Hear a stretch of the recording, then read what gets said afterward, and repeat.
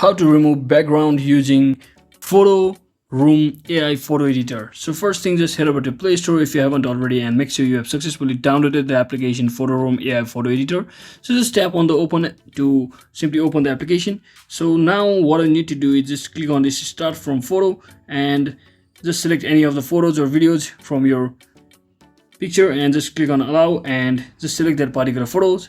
So it will simply or automatically remove your background without having to do anything, because it's using AI feature, and you can just export that particular photo by simply tapping on that particular photo just like this and simply clicking on this export button over here, and it should automatically saved to your gallery just like that. So you can always check out your gallery section and you can always find that picture just like this. So that is exactly how you can easily remove image background using PhotoRoom AI photo editor. So I hope this video was helpful, guys. If it was, don't forget to like and subscribe to the channel. See you on the next one.